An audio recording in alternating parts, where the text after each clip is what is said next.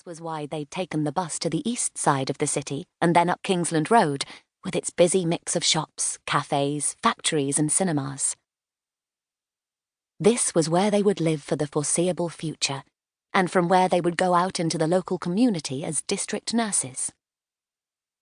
Alice found she was tracing with her forefinger the shape of the Queen's Nurse badge that she wore on a cord around her neck. For a moment her nerve failed her. Would she be good enough? Would she live up to the trust of her tutors and the expectations of her patients? She'd trained for years, first as a general nurse in a hospital, then on the specialist course to become a district nurse. But there had always been someone else there to guide her. Now she would be out there, on the district as it was called, on her own, in her patients' houses rather than on wards, relying on her own skill and judgment to cope with whatever was thrown at her.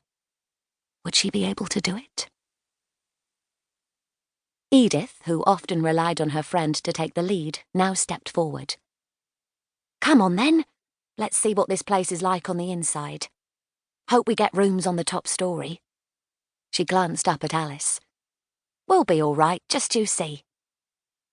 "Of course we will." Alice gave herself a mental shake. "They wouldn't have passed us otherwise." And with that she picked up her heavy case, for what she hoped would be the last time for a very long while, strode up the steps, and rapped sharply on the glossy navy paint of the door.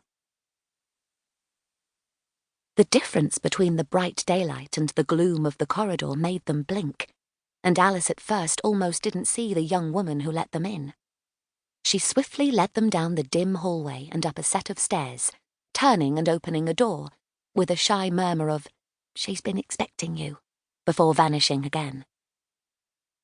Sunshine flooded in through a large window, falling on a sturdy but well-worn wooden desk covered in cardboard folders, with an equally solid-looking wooden bookcase behind it.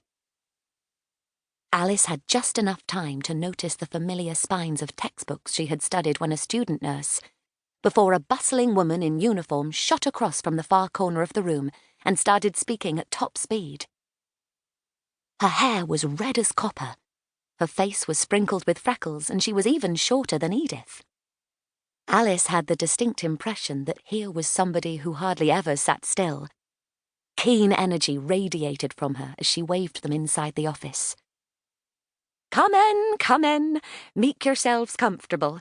Nurses Leake and Gillespie, I take it." She looked at them brightly. "Yes," Alice stuttered, momentarily taken aback by the woman's strong Scottish accent. "I'm Alice Lake." "Then you must be Edith Gillespie," the woman said, sounding delighted as she took them across to the slightly faded sofa on the far side of the room. "I'm Fiona Dewar, and I'll be your superintendent. Sit, and take the weight off your feet. There'll be time enough for standing very shortly.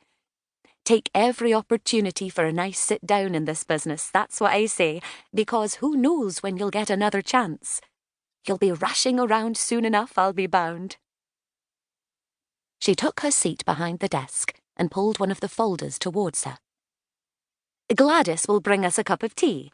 That's the young lady who let you in. She doesn't say much to start with, but you'll get to know her all the same, I'm sure. So, now, your previous matron has said some very impressive things about you, Miss Lake." She turned a page in the file.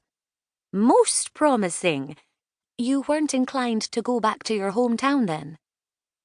She looked up, and, although her grey eyes were kind, Alice realised they missed nothing.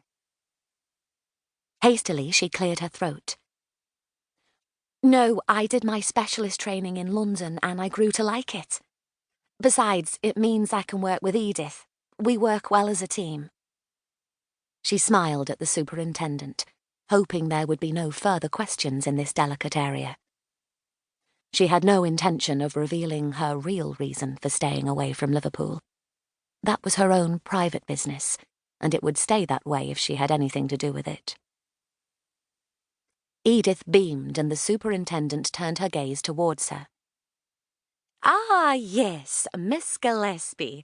It's always good to have a friend to hand, especially when you're in a response..."